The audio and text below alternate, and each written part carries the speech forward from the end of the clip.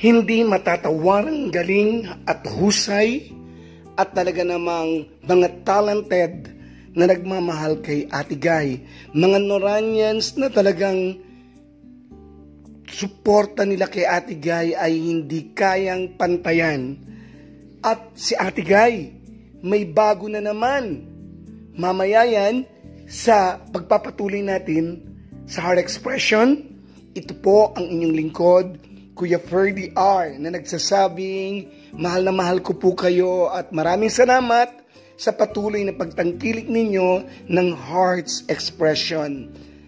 Alam niyo po, talaga namang napakarami ng mga talented na Noranians na talagang sila po ay kinikilala, marunong mga awit, no? At talagang sa teatro. Ang iba sa kanila ay mga, sabihin natin mga kapwa-artista ni Ate Guy.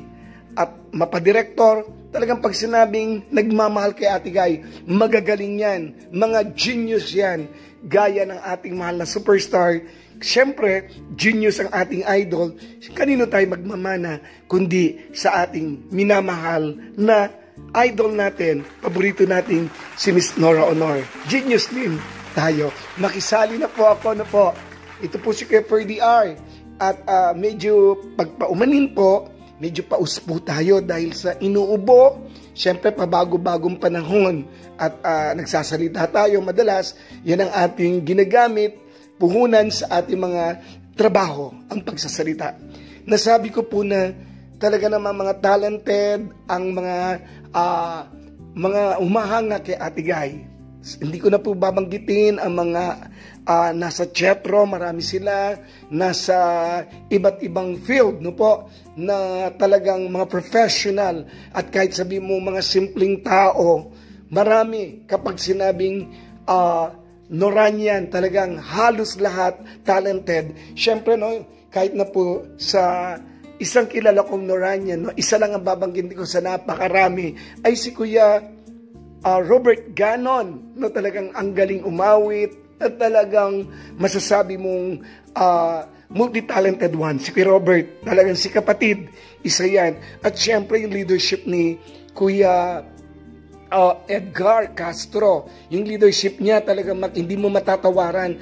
Ang tagal niya nang hinahandle, hinahawakan ang mga Noranians. Siya po yung presidente, nangunguna sa atin. At tingnan naman natin, kaya nga matatag yung samahan dahil kay Kuya Ed. Nagpapasalamat tayo. At ito po, pinapasalamatan din natin, nagbibigay-pugay tayo sa mga vloggers na ang pinaka-content nila ay ang ating mahal na national artist at superstar na si Miss Nora Honor. Naggaya ni, syempre, no, ni Kuya Bernard, no, Placido, na talaga namang siya po yung nasa Thirsty Trooper TV. Ang sipag-sipag niya na naghahatid ng mga balita, impormasyon about kay Ate Guy. Kaya po, wag po natin kalimutang isubscribe yan. No po, talagang ako po ay sumusubaybay sa kanila at inaamin ko, marami akong nalalaman, natututunan sa kanila. And of course, syempre, si Miss Owen Pretz na talagang masipag na nakikita natin na totoo po sa totoo lang dahil mahal mo si Ate Guy. Talagang yung mga gusto mo maghatid ng mga balita. Saludo po tayo kay Ma'am Owens Pretz. At syempre si Kuya Dennis, no, ng Stargazer 70 na napakarami na kagad subscribers at talagang siya, makita mo talagang pinaghahandaan niyang mabuti yung kanyang mga content, yung kanyang ina-upload kay Ate Guy.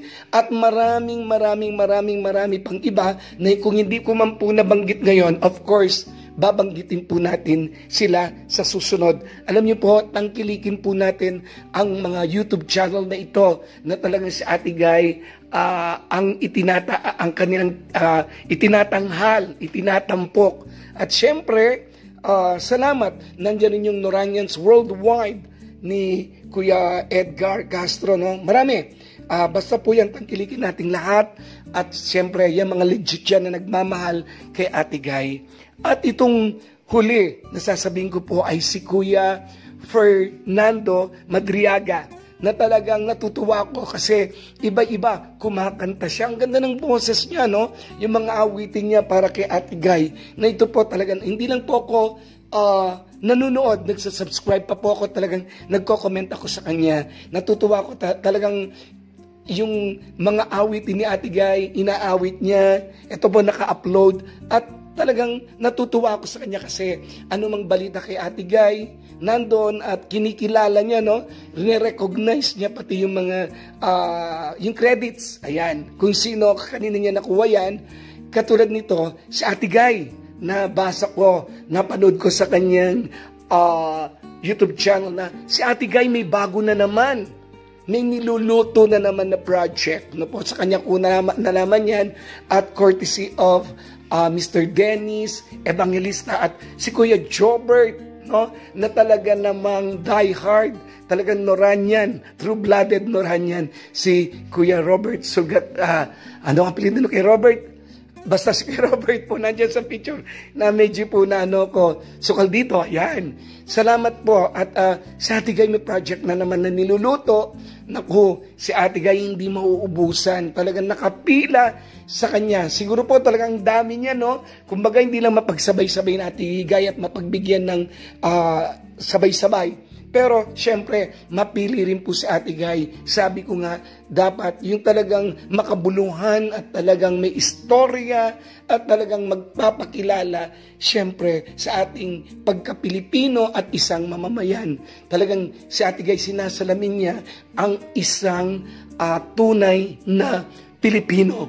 Kaya abangan po natin, ano kaya ito?